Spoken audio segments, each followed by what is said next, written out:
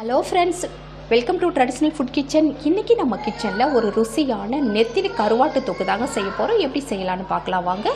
அதுக்கு முன்னாடி நம்ம சேனலை சப்ஸ்கிரைப் பண்ணாதவங்க சப்ஸ்கிரைப் பண்ணிக்கோங்க. பக்கத்தில் இருக்க பெல் பட்டனை கிளிக் பண்ணிக்கோங்க. நான் தொக்குக்கு தேவையான அளவு கருவாடு எடுத்திருக்கேன் பாருங்கள். அதை நல்லா சுடு தண்ணியில் மஞ்சள் தூள் சேர்த்து நல்லா ஒரு அரை மணி நேரமாக நல்லா ஊற வச்சுருக்கேன்.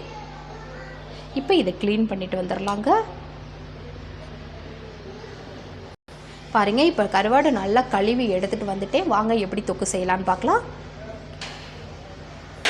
இப்போ கருவாட்டு தொக்கு செய்கிறதுக்கு ஒரு கடாய் வச்சாச்சு. அதில் 2 டீஸ்பூன் அளவுக்கு நம்ம எண்ணெய் சேர்த்துடலாம். இப்போ எண்ணெய் நல்லா சூடாயிடுச்சு. ஒரு பெரிய வெங்காயம் இந்த மாதிரி கட் பண்ணி வச்சுருக்கேன். இப்போ அதை சேர்த்துடலாம்.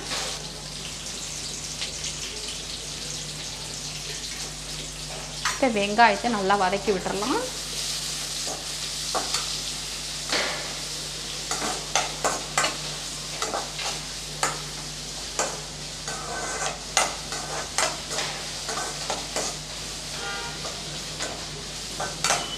நல்லா வதங்கட்டும். இப்போ வெங்காயம் ஓரளவுக்கு நல்லா வதங்கிடுச்சுங்க. இந்த அளவுக்கு வதங்கினாலே உங்களுக்கு போதும். இப்போ இது கூட ஒரு 10லேருந்து 15 பல் பூண்டு நான் இந்த மாதிரி இடித்து வச்சுருக்கேன். தோலோடையே நான் சேர்த்து நல்லா இடித்து வச்சுருக்கேன். இது உங்களுக்கு நல்ல ஒரு வாசனை கொடுக்கும். அது மட்டும் இல்லாமல் நல்ல ஒரு கருவாட்டு தொக்குக்கு நல்ல ஒரு டேஸ்ட் கொடுக்கும். அதனால் இதை நான் அரைக்காமல் நல்லா இடித்து வச்சுருக்கேன் இஞ்சி கல்லில். இப்போ இதை சேர்த்துடலாம். பூண்டு நீங்கள் எவ்வளோ வேணாலும் சேர்த்துக்கலாம், ரொம்ப நல்லாயிருக்கும். இப்போ இதையும் சேர்த்து இதிலையே வதக்கி விட்டுறலாம்.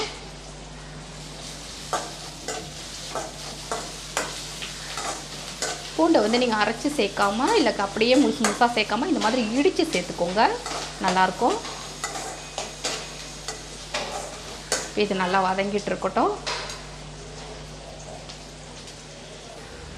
இப்போ பூண்டு வெங்காயம் இது 2 ஓரளவுக்கு நல்லா வதங்கிடுச்சு. அடுத்தது நம்ம தக்காளி சேர்த்துடலாம். 2 சின்ன சைஸ் தக்காளி இந்த மாதிரி பேஸ்ட்டாக அரைச்சி வச்சுருக்கேன். இப்போ அதை சேர்த்துடலாம். இது நல்லா வதக்கி விட்டுறலாம். ஒரு 2லேருந்து 3 நிமிஷம் வரைக்கும் நல்லா தக்காளி வதங்கட்டும்.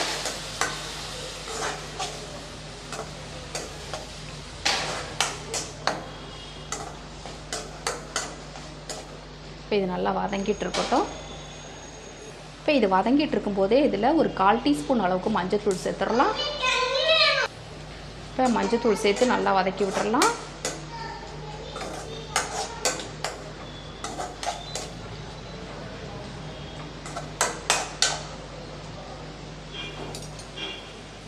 இப்போ இதிலையே 1 டீஸ்பூன் அளவுக்கு மல்லித்தூள் சேர்த்துடலாங்க. 3/4 டீஸ்பூன் அளவுக்கு தனி மிளகாய் தூள் சேர்த்துடலாம். இப்போ தொக்குக்கு தேவையான அளவு உப்பு சேர்த்துடலாம். நெத்திலி கருவாட்டில் உங்களுக்கு உப்பு இருக்காது அதிகமாக, அதனால் கண்டிப்பாக உப்பு சேர்த்துக்கணும் நம்ம. இப்போ இது எல்லாத்தையும் சேர்த்து நல்லா வதக்கி விட்டுறலாம். இப்போ மற்ற கருவாட்டில் இருக்கிற மாதிரி உப்பு இதில் இருக்காது.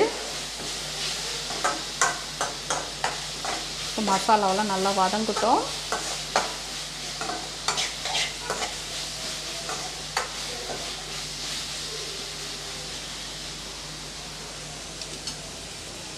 இப்போ இதில் ஒரு 1/4 கப் மட்டும் நம்ம தண்ணி சேர்த்துடலாங்க. இந்த அளவு போதும், ரொம்பவும் சேர்க்க வேணாம். இப்போ இது ஒரு 2 நிமிஷத்துக்கு நல்லா கொதிக்க விட்டுறலாம்.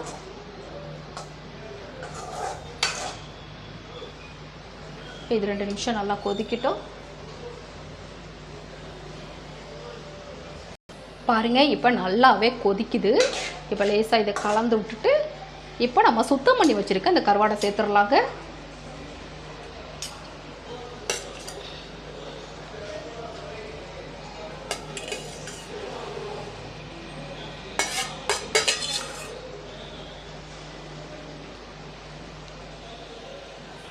இப்போ இதை மசாலாவோட நல்லா கலந்து விட்டுறலாம்.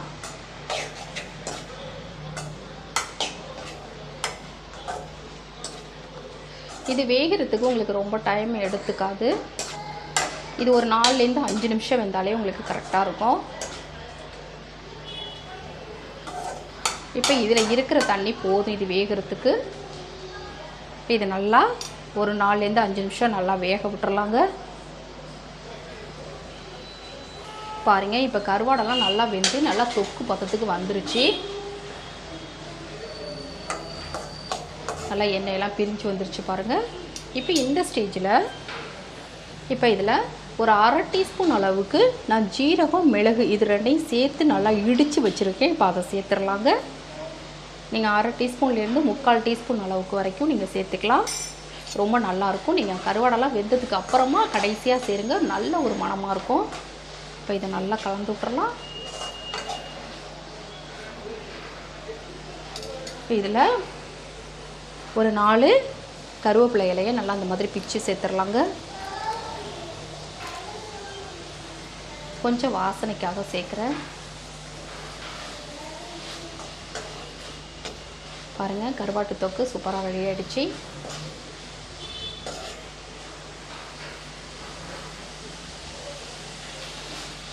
இப்போ வேறு ஒரு பாத்திரத்துக்கு மாற்றிக்கலாம்.